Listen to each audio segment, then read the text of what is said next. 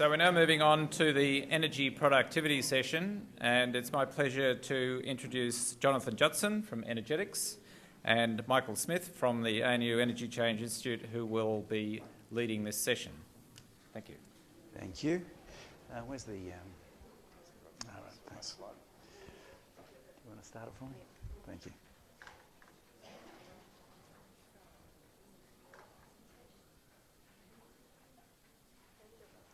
Thank you.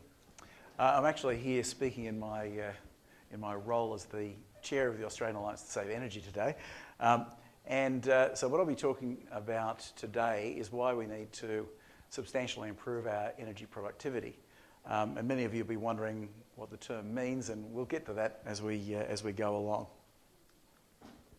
So what I'll be talking about today, I'll be talking a little bit about what energy productivity is and why it's important for the Australian economy, scale of the opportunity for improving energy productivity and why we can probably double productivity by 2030, and have a look at why it should be a priority in our national climate and energy policy, and talk a little bit about the process we're going through at the moment in terms of developing a roadmap for doubling energy productivity by 2030 as a collaborative process of business and NGOs, research organisations and the community with a bit of government input.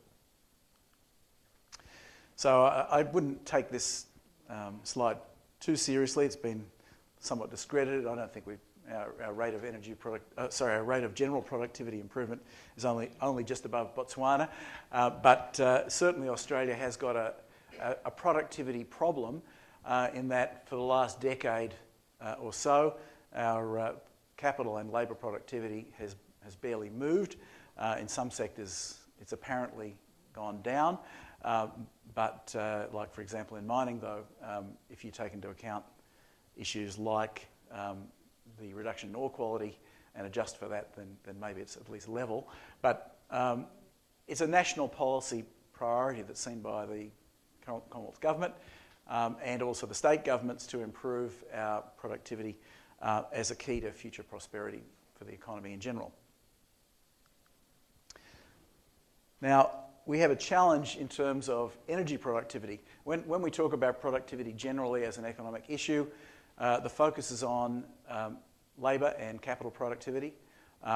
They sometimes use the word multi-factor productivity, and it tends to be dominated by labour and capital with a lumping together of a whole bunch of other small things like energy, one of those small things.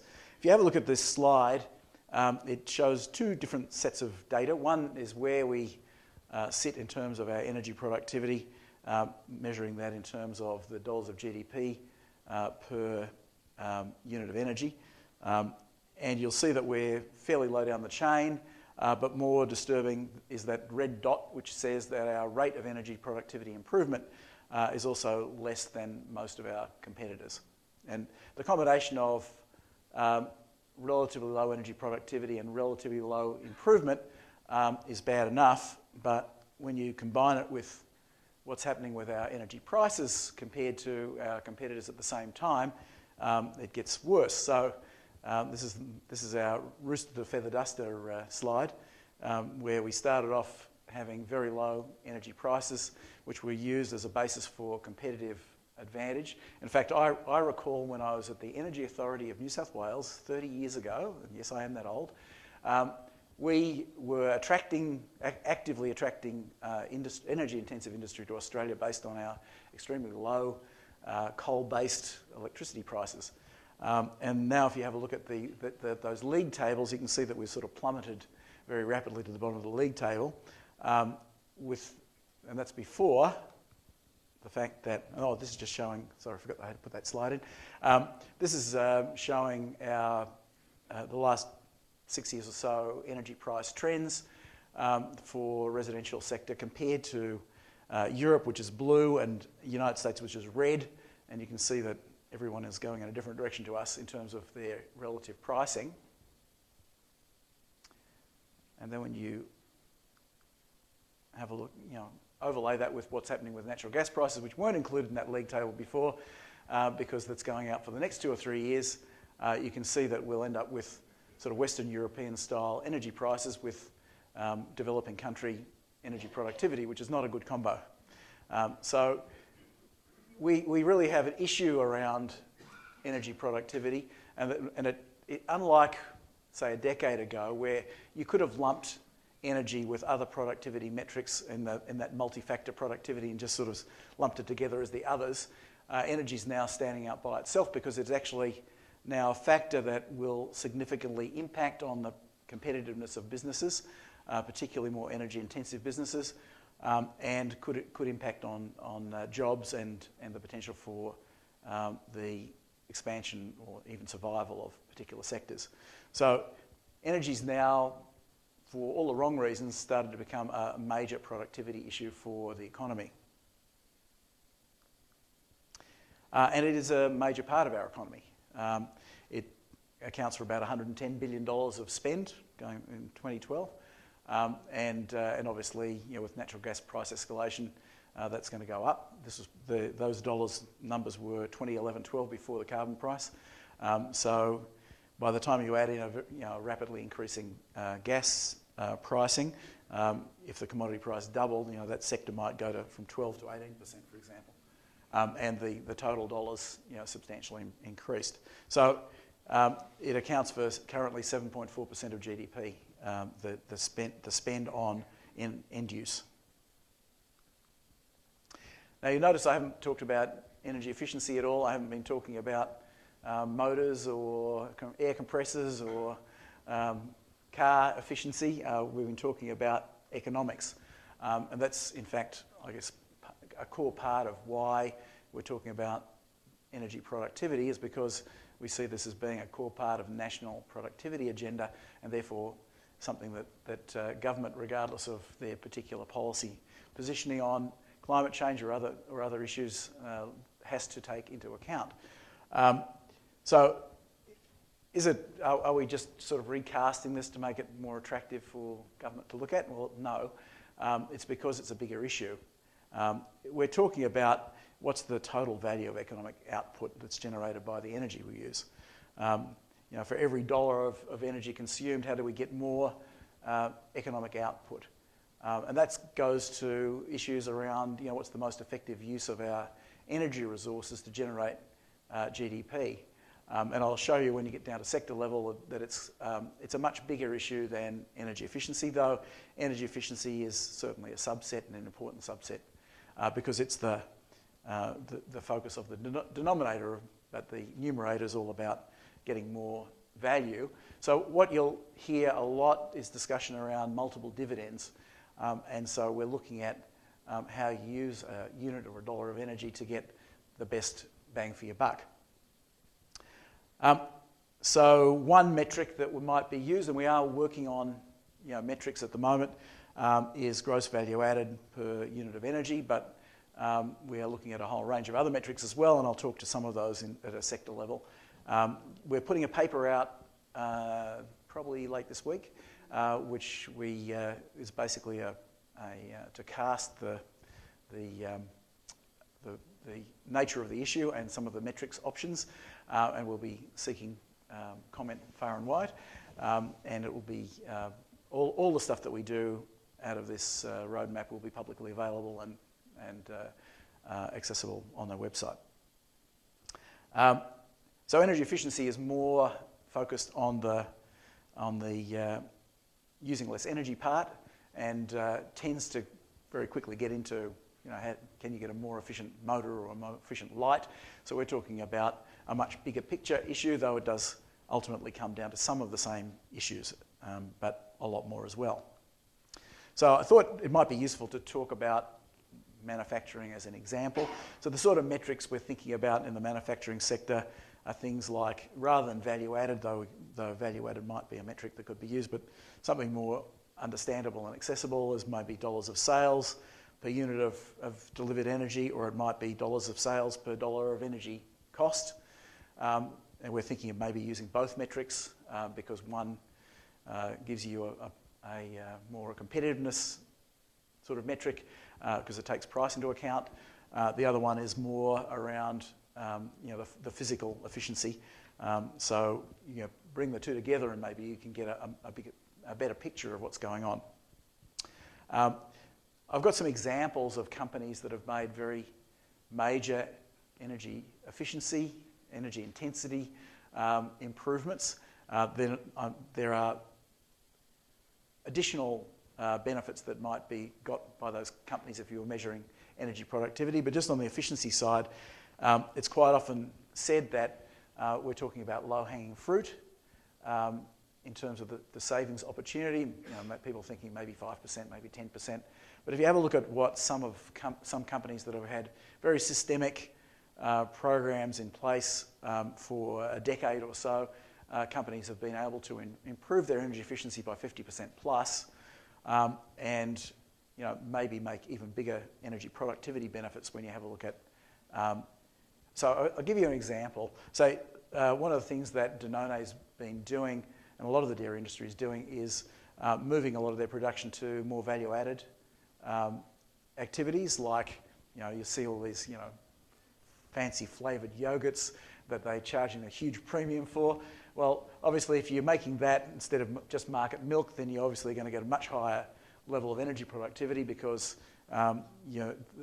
it's a not very energy-intensive process to add that extra value-adding step, and you get a lot more high-value products. So you can see that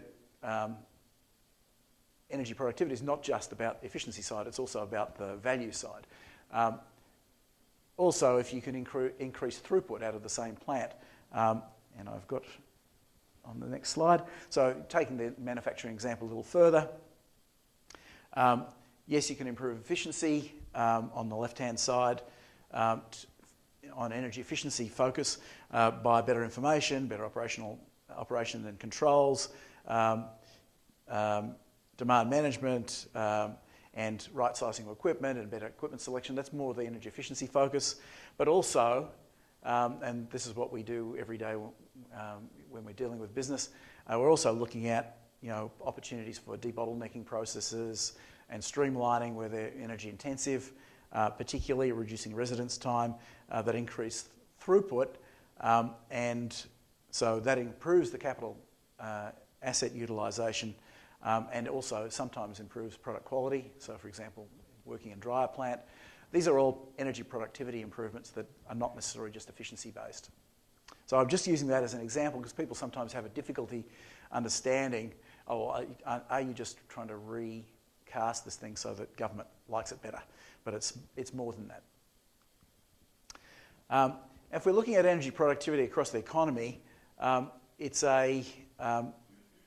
quite a complex issue because we're looking at both efficiency improvement issues, we're looking at capacity utilisation and resource optimisation opportunities. We're also looking at how you improve throughput. And if you have a look at that market, the structure of the economy, the nature of the economy affects the dynamics of that market change, and it can be driven by energy price changes, improvements in supply chain efficiency, but also through market changes, regulation and investment incentives, for example. So we've got a lot of levers that can be pulled in this energy productivity equation to deliver a better outcome in terms of better economic output for every unit of energy that we use. And a lot of the focus of what's going on with the roadmap process is going to be identifying for each sector what each of those levers are and what's the most effective way of pulling them to get a productivity improvement. We've also started, and please don't take these numbers too seriously yet, an effort to have a look at how big the doubling energy productivity task is. And the reason that it's not that straightforward is, firstly, we have a look at GDP increases that are expected through to 2030. And when you do that, you recognise that what you have to do if you're going to double energy productivity by 2030, if the ABF forecasts going forward in terms of GDP increase are true, that you basically have to hold energy pretty much flat. You can probably increase it slightly, but otherwise it's got to be held flat. So the nature of the task is effectively decoupling growth from energy consumption to keep energy pretty flat while we're substantially increasing our GDP over that period. And also there's a whole bunch of background programs and activities that are in place, if they're not removed like several other positive policies have been, like MEPs and the like, that are going to generate savings in the background anyhow. And structural change is also going to do a fair bit to increase the number of energy productivity over time. So when we take those into account and take those, and again, it hasn't been done very accurately. We're going to be doing some accurate modelling, but it looks like we'll need about a 2% improvement per annum in energy productivity to double that metric, somewhere 2.5% improvement per year to double energy productivity by 2030.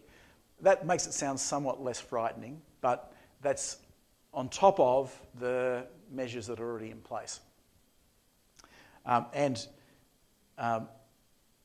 While we've seen some more rapid energy productivity improvements, for example, in the manufacturing sector over the last 2 or 3 years, because of, or partially because of price and partially because of other policy drivers, some of those policies have actually been removed, and it's not clear yet what the negative impact will be if, once we've got no EEO program and no Clean Technology Investment Program and various other metrics, various other programs that have been actually removed that were having a positive impact.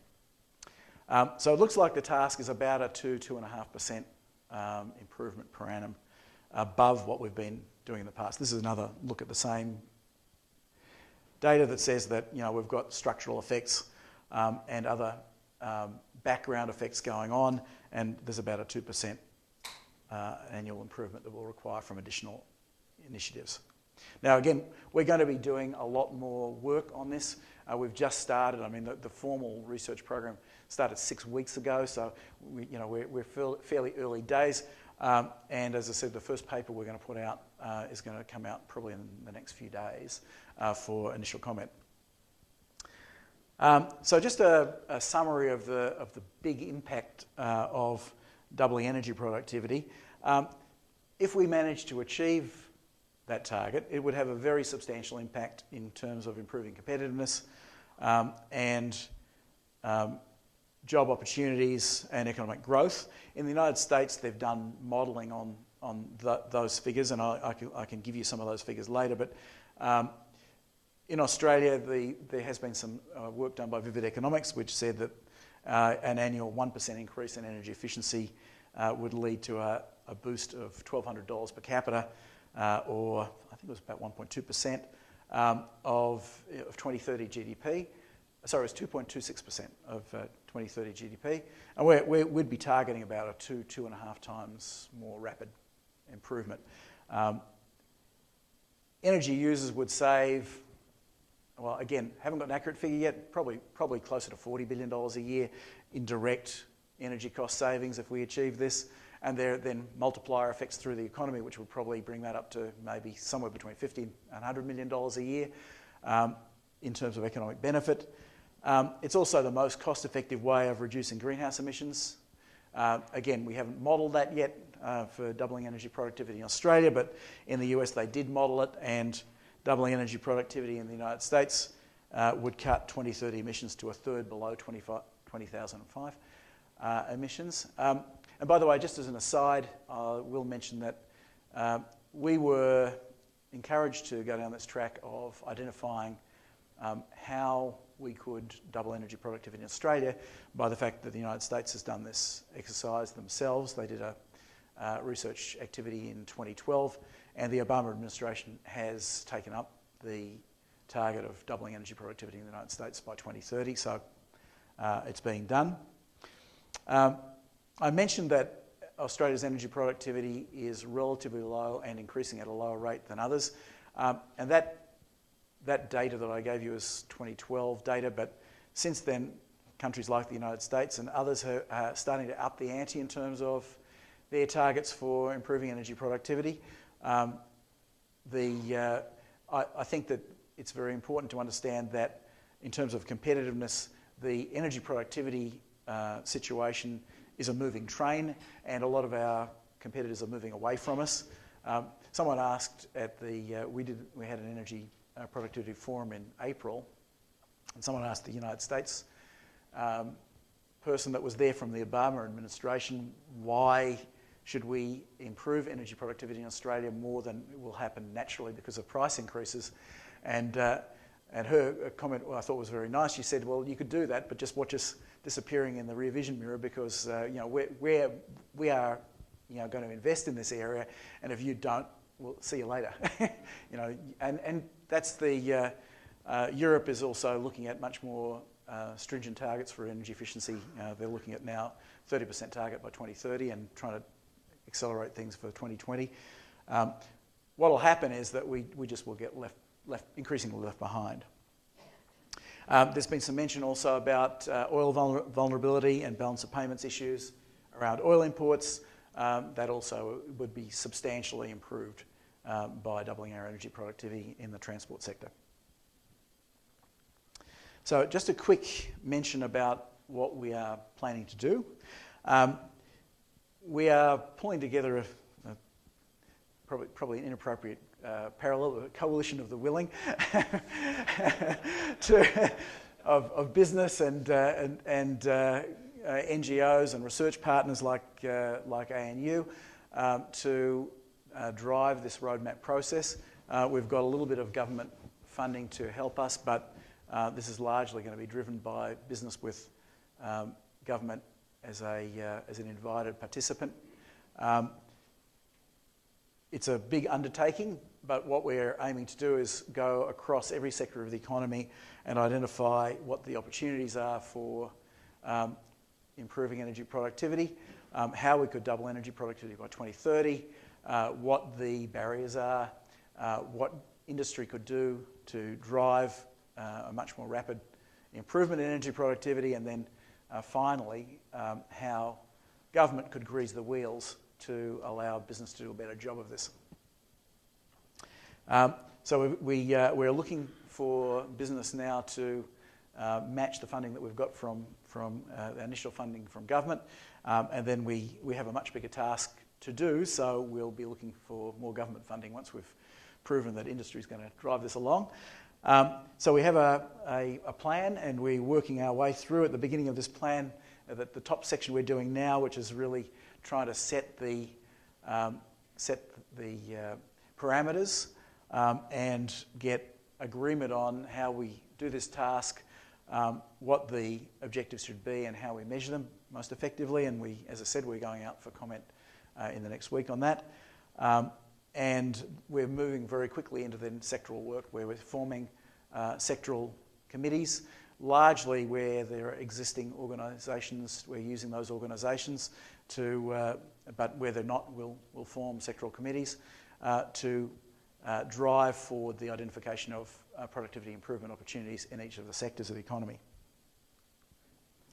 And we're also working very closely, and once we've done a launch, which is going to happen this Thursday, even more closely to bring in our research collaborators. Again, we're not going to be doing any more novel research than we need to in this area. We're going to be largely building on the work that's being done by existing research organisations. So I'll end with this one. This whole roadmap process is largely being driven at this stage by a paper-thin organisation with very limited resources. It's depending on the participation of research organisations and business associations. We have got a lot of business associations who are very enthusiastically behind this process. I'm seeing people daily, and I can tell you that people like the various different, all the major business chambers are supporting this process, and you'll hear some announcements over the next few weeks in terms of the leading participants in this area. But certainly the Australian Chambers of Commerce and Industry, for example, AIG and other organisations are going to be firmly behind this sort of drive, and we're looking for others to participate. And anyone who would like to volunteer their time, efforts and resources, we'd most gratefully accept them. And with that, over to Mike.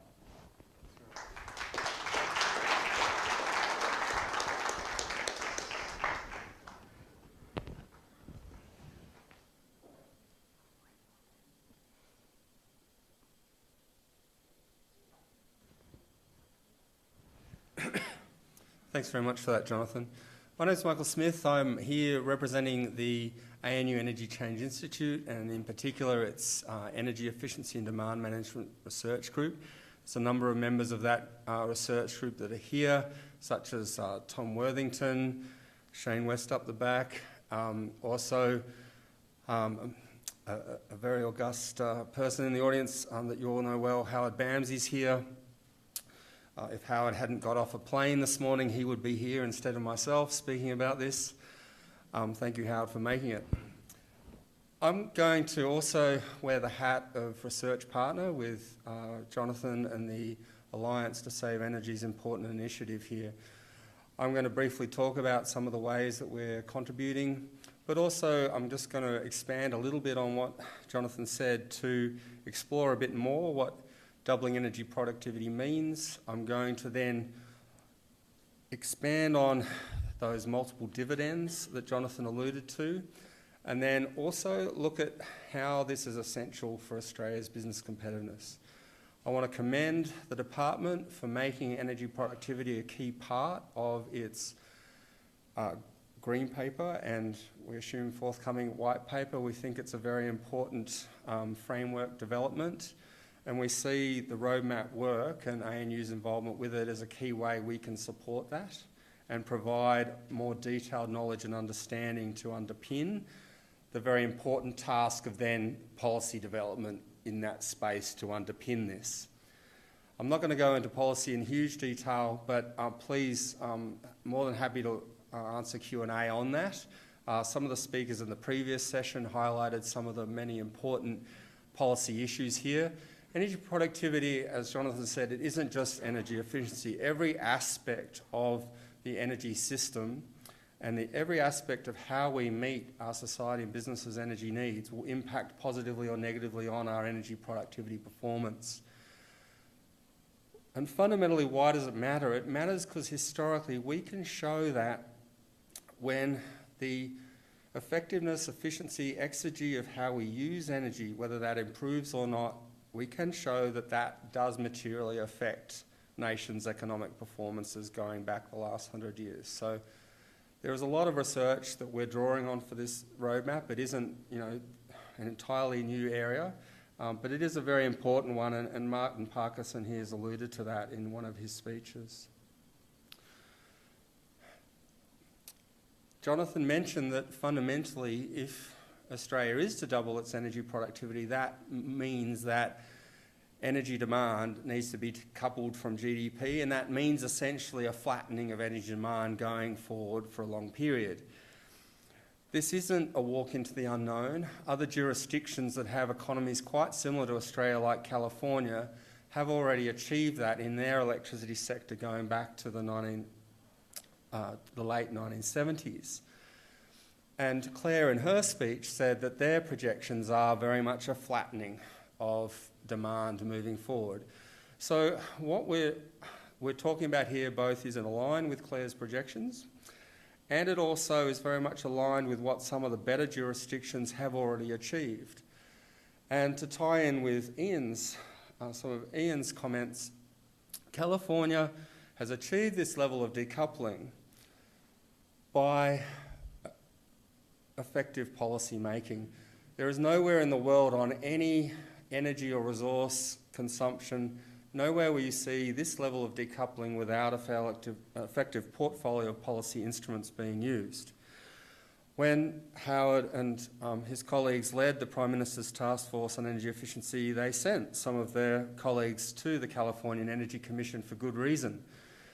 It is a phenomenal place of energy policy expertise. I was lucky enough to spend a day there in briefings in 2009. It isn't just the things they're famous for around doing what Ian suggested, namely bringing demand management energy efficiency into the way that the retail businesses operate, so that we do meet our energy supply and demand gaps through a proper process to prioritise energy demand management within how we do national electricity markets. It isn't just the fact that they've decoupled profits from sales, and it isn't just lots of other policies that they're famous for. It's the fact that they also work well from a policy point of view with the feds and at the local government level as well. They've got a number of innovative policy measures that allow them to overcome traditional policy barriers to keep ratcheting up policies effectively. For instance, California has very ambitious 2020 and 2030 targets for its building sector around both efficiency and renewables. The reason they can get that through and there's no, protest from the property sector and so on is because at a state level, across their counties, they are able to have two building codes. One, which is the normal business as usual, but then they allow counties to adopt the 2020 or 2030 codes ahead of time. So the more progressive counties, the San Francisco counties, etc., adopt those more progressive codes, build expertise and markets, learning curves, etc., to meet those higher targets. And that ability and flexibility to allow jurisdictions to move ahead allows them to trial, perfect, ratchet up policies over time. They also work very effectively with the feds. California, is a great source of information for all matters to do with whether it be appliance standards or you name it. So this hasn't happened by accident. It's happened because they have gone that next step and they have brought these efficiency and demand management and decoupling concepts right into the national electricity markets within their own jurisdiction. And there's lots of studies showing that they can still keep this continuing. There's lots of areas where they still are nowhere near best practice, and basically their fuel standards is a good example of that.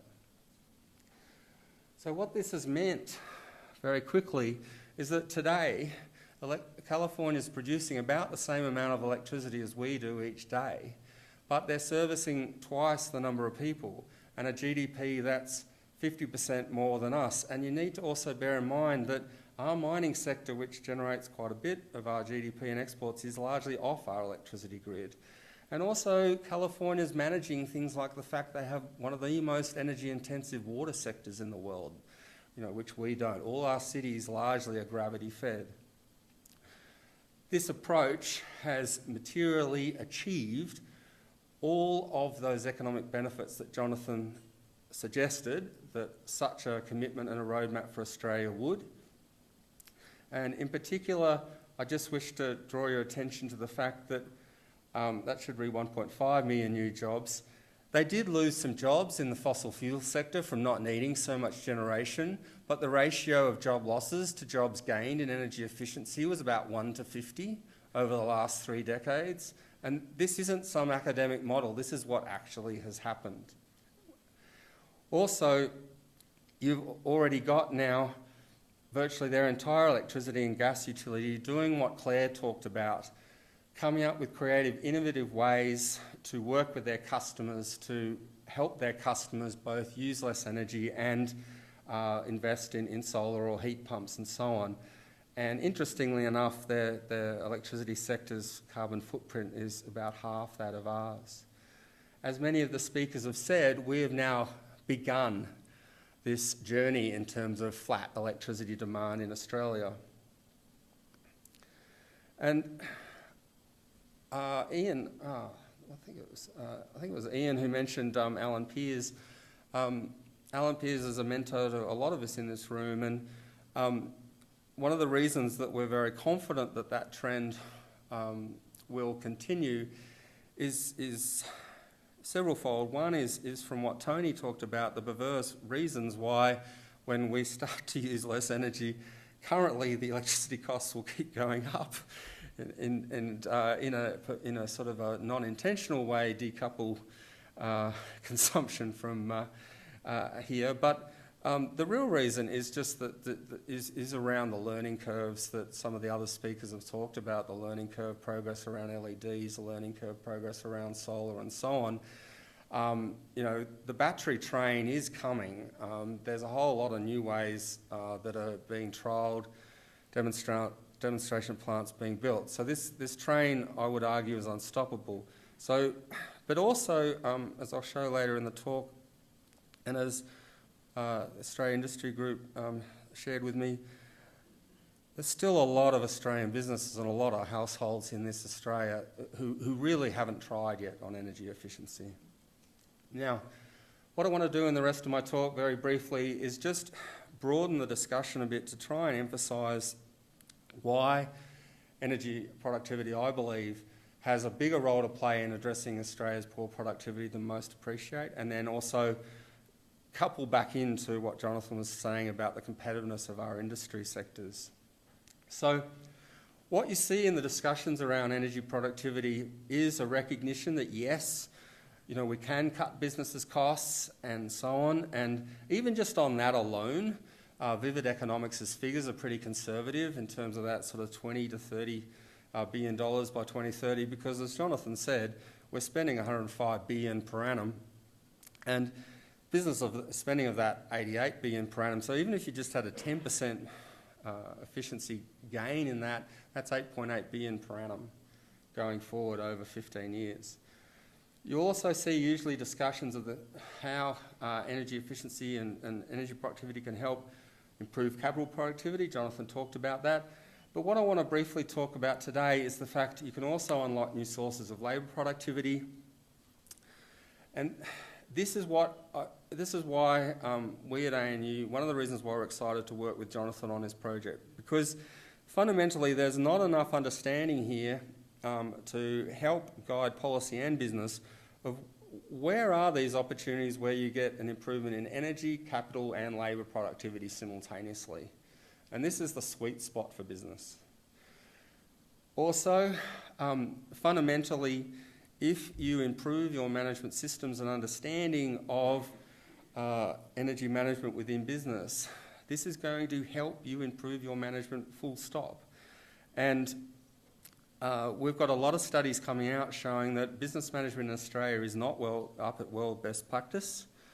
And energy is important for every aspect of a business. So if you make the effort to better understand that as part of a more general effort to better understand what is happening in your business and your inputs and outputs, and also you make the effort to build a proper energy management team across the silos of a business that rarely talk, this is a way to build a structure and data to actually provide a basis for a better culture innovation in business entirely. I'm not going to go into that detail, but I think it's a very important aspect of how an energy productivity focus can help productivity, because innovation above all drives productivity.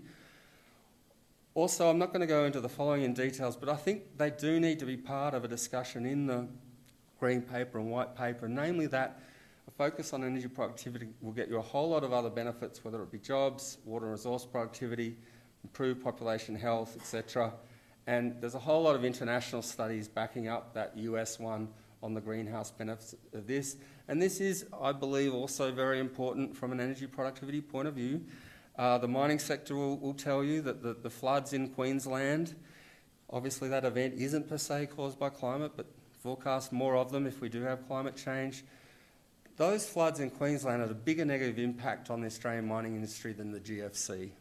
And there are some mines there that were still pumping the water out after 6 to 9 months. That's a lot of energy.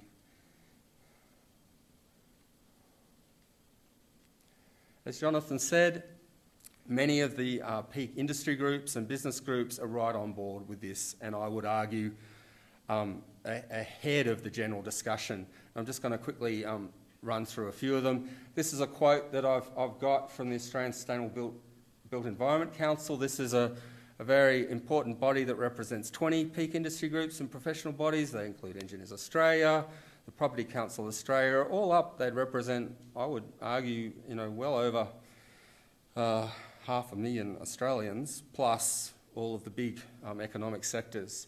And they're showing what I've just said. They're acknowledging that you've got big energy productivity potential and gains from green buildings. You've got water and resource productivity co-benefits. You've got significant capital productivity benefits here. The literature is very solid now on this in terms of the benefits from improving your building stock. In fact, I attended a forum in Sydney where Mirvac said they just won't build a new building now that's less than 4.5 star because none of the big premium clients like government will rent it. And also, and importantly, the labour productivity benefits from green buildings. The literature on that is increasingly solid and consensus as well. And this is very important because fundamentally 60 to 70% of our economy is a service economy operating in commercial buildings. So even if you can get a 1 or 2 or 3% labour productivity improvement from these investments in energy productivity, that represents a very significant productivity boost to the nation. And just very quickly, the opportunities in our different service sectors are also, I feel, not widely appreciated enough. This is a fantastic report from Telstra identifying some time ago 7 major ways that they could help their customers improve their energy productivity and would deliver $6.6 billion a year in energy cost savings to their customers. This is everything from the freight transport sector to better controlling appliances in your home, to teleworking opportunities.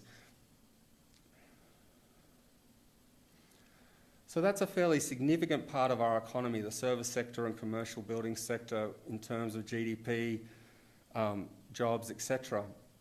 But this similar multiple dividend applies to all the other sectors. I don't want to steal the thunder for the next segment on transport, but I just wish to emphasise and provide some numbers here for you of just what some of those co-benefits are and how significant they are, because I'm yet to see a report that actually has combined all that you see on that slide up there in the one report and appreciated, whether it be public health, whether it be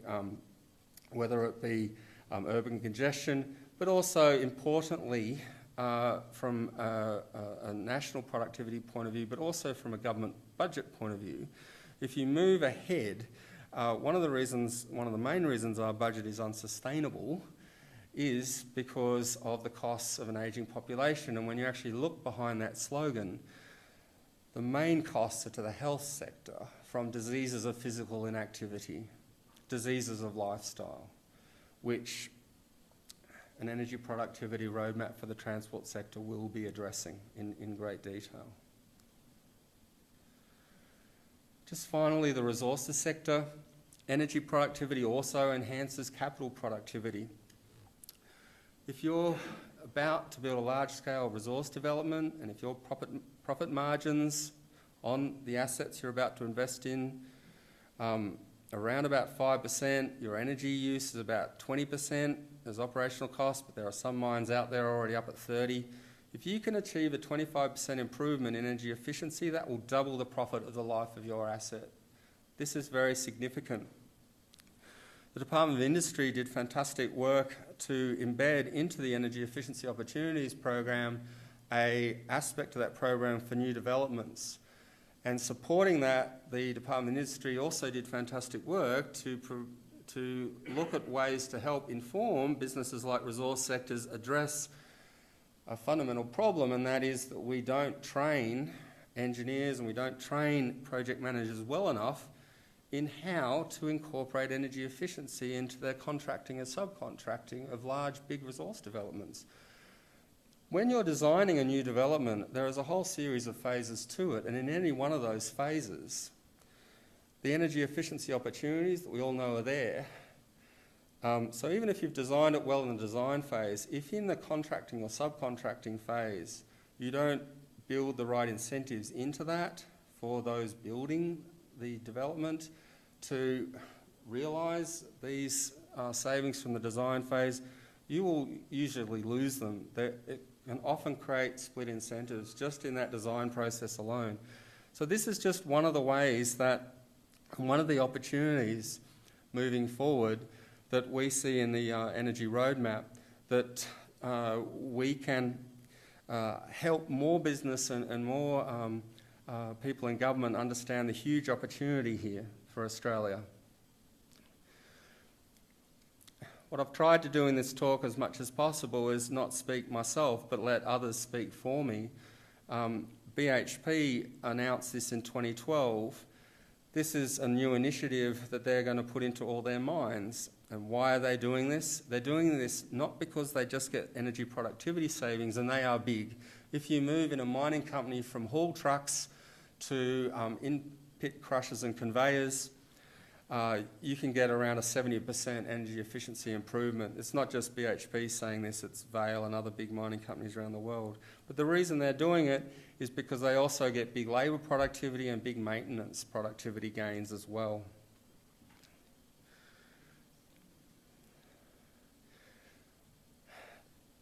Understanding these opportunities is important.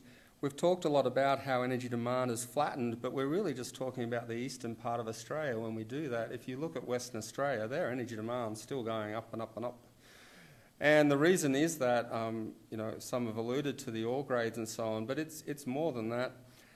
It's decisions like this. Currently, we provide diesel subsidies to mining companies to use haul trucks. We're providing subsidies to the most inefficient way to move ore and ore bodies around. The big miners are starting to move on even with that diesel subsidy from it because of the productivity gains from using more up-to-date equipment. So there's a lot going on here, but also there's great frustration amongst the experts because in these sectors there is a lot of opportunities being missed because people running these companies are 20 years behind what's known. So just by way of finishing off, the Australia Industry Group did a survey, the largest ever survey of business that I'm aware of, saying, what are you doing about energy? Do you have an energy management system? And if not, why not? And over half their members said, no, we don't. And when asked why, they said, well, we didn't really think it was that important. It hadn't occurred to us. We don't have the information, we don't have the skills. And there's similar surveys and similar results from around the country here. So, as well as all the different policy aspects, which we'll talk more about in Q&A, there's also fundamentally here a need for information in different forms to back up what the government said. And we're working on different projects to do that. One of which, funded by the department, is this particular online training package. And these are very important to complement whatever policy changes come through, because if people don't know how to respond to the policy, it won't achieve all that it can. Thank you very much.